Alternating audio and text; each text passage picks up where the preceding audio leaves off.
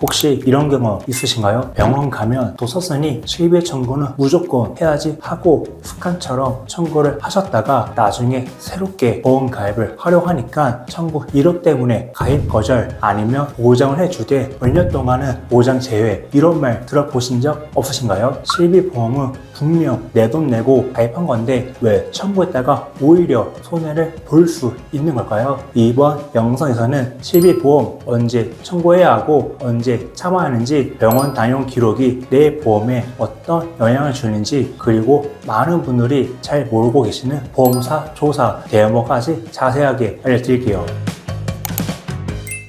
먼저 실비보험이 뭘까요? 실비보험은 병원비를 돌려받는 보험이에요. 예를 들어서 병원비가 5만원 나왔다면 자기부담금을 제외한 금액을 돌려받는 게 실비보험이고, 이때 자기부담금은 가입 시기 또는 세대별로 조금씩 다릅니다. 그리고 건강보험공단에서 부담을 안 해주는 비급여 항목까지도 보장해줍니다. 쉽게 말해 국민건강보험의 부족한 부분까지 채워주는 아주 착한 보험이죠. 그래서 우리나라 국민 중 약 4천만 명이 실비보험에 가입하고 있을 정도예요. 아마 이 영상을 보시는 분들도 가입하고 계실 가능성이 높을 겁니다. 그렇기 때문에 실비보험은 제2의 건강보험이라고 불리우기도 하는데요. 하지만 이 실비보험이 문제가 된다면 얼마나 이상한 일이겠어요. 그런데 실제로 청구만 자주 해도 보험 가입이 거절되는 상황이 생깁니다. 왜 실비 청구하며 문제가 되나요? 보험금 청구 이력은 ICPS 시스템이라는 보험신용정보 통합 시스템에 기록됩니다. 이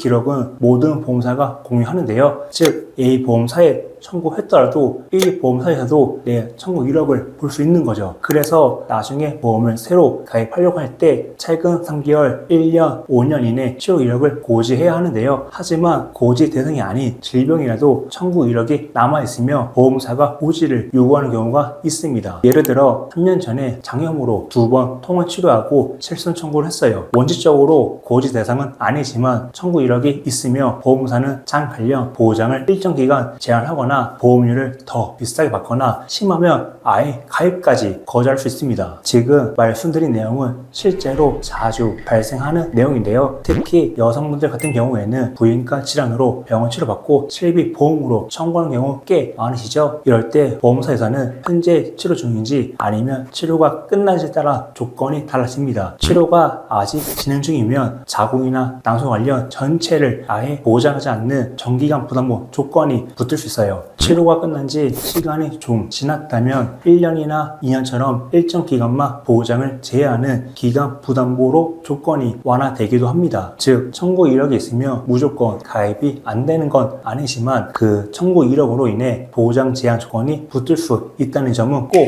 기억하셔야 해요. 그러면 실비 청구는 언제 청구해야 좋을까요? 특히 보험 리모델링이나 추가 가입을 앞두고 있다면 실비보험 청구 타이밍은 전략적으로 잡는 게 유리합니다. 보험금 청구는 치료일 기준으로 3년 안에만 하면 되기 때문에 보험 가입 전에는 청구를 미루고 가입 완료 후에 청구를 하는 게 여러모로 안전한 선택이에요. 예를 들어 오늘 병원 갔다고 바로 청구해버리면 내일 보험 가입할 때 그 청구 이력 때문에 부담보나 할증 조건이 붙을 수 있지만, 반대로 오늘 병원 다녀오고 3개월, 1년 모집 기간 지난 후 보험 가입하고 나서 청구하면 아무 문제가 없을 수 있습니다. 그래서 저처럼 보험을 오랫동안 다룬 전문가들은 이렇게 조절합니다. 소액은 청구하지 않습니다. 왜냐면 자기 부담이 커서 돌려받는 돈도 얼마 안 되고 기록도 남기 때문이에요. 앞에서 말씀드린 것처럼 보험 리모델링 중이거나 다른 보험 가입 예정이면 청구 보류를 권해드립니다. 왜냐면 고지 대상이 아님에도 불구하고 청구 이력이 조회된다면 심사 시 거절 당할 수 있어요. 사실 보험금 청구를 바로 하세요, 하지 마세요 라고 단정 지어서 말씀드리긴 어렵긴 합니다. 왜냐면 각자 경제적인 상황이 다르고 보험 가입 계획이나 실업 이력도 모두 다르기 때문인데요. 그래서 저는 실비보험을 청구했을 때 어떤 일이 생길 수 있는지, 그리고 이런 상황에서 어떻게 대처하면 좋은지를 현장에서 자주 접하는 사례와 함께 설명드리는 거예요. 마지막으로 보험금 청구 시 필요한 서류인 진료비 영수증, 세부 내역서, 입장 확인서, 수술 확인서 등 서류만 잘 잘 보관하며 보험 가입이 끝난 후 천천히 청구해도 전혀 문제 없습니다. 예시로 설명드리자면 작년에 두통으로 병원에 갔는데 검사 후 별다른 이상이 없다고 들었어요. 그냥 지나쳤지만 실비 청구는 하지 않았습니다. 1년이 지나 이 기록은 고지 의무에서 벗어나게 되었고 그 후 새 보험에 가입한 다음 천천히 청구했죠. 이런 식으로 한다면 문제없이 보장도 받고 가입도 할 수 있는 거죠. 보험금 청구 후 조사 나올 때 이것만은 꼭 기억하세요. 보험금 청구 후 갑자기 보험사에서 조사자가 나온다는 연락을 받는 경우가 있습니다. 이때 조사자가 여러 서류에 서명해 주세요 라며 부탁할 수 있는데요. 하지만 서명하면 안 되는 문서도 있습니다. 첫 번째, 의료자문 동의서. 내가 치료받은 병원이 아닌 제3의 병원에서 판단하도록 하는 서류입니다. 이유를 뻔묻고 가능하면 내 주치 소견으로 대체 요청하세요. 두 번째, 면책 동의서. 앞으로 추가로 보험금 청구할 권리를 포기하는 서류로 서명하지 마세요. 세 번째, 부재소 합의서. 나중에 문제가 생겨도 소송이나 이의 제기를 하지 않겠다는 뜻입니다. 신중히 판단하시고 애매하면 거절하세요. 네 번째, 건강보험공단 자료 동의서 및 구세청 의료비 자료 동의서. 과거 병력 병원 방문 내역 전부 공개됩니다. 청구 이력에 민감한 정보가 있다면 주의해야 합니다. 보험사 직원이 친절하게 말하더라도 내가 잘 모르면 불리하게 설명할 수 있어요. 이럴 때 조금 더 생각해보고 연락드릴게요 라고 말씀하시면 됩니다. 오늘의 핵심 내용 요약입니다. 실비보험은 병원 및 부담을 줄여주는 꼭 필요한 보험이고요. 하지만 자주 청구하며 그 기록이 병력처럼 남아 심사에 불이익 가능성이 있습니다. 따라서 치료 후 3년까지 청구 가능하니 청구는 신중하게 해야 됩니다. 그리고 소액은 그냥 부담하고 다른 보험 가입 전엔 청구 보류도 고려해보세요. 청구 후 조사 시 요청되는 서류는 반드시 내용 확인 후 신중히 설명해야 합니다. 보험은 모르면 손해, 알면 걸립니다. 오늘 내용이 도움이 되셨다면 좋아요,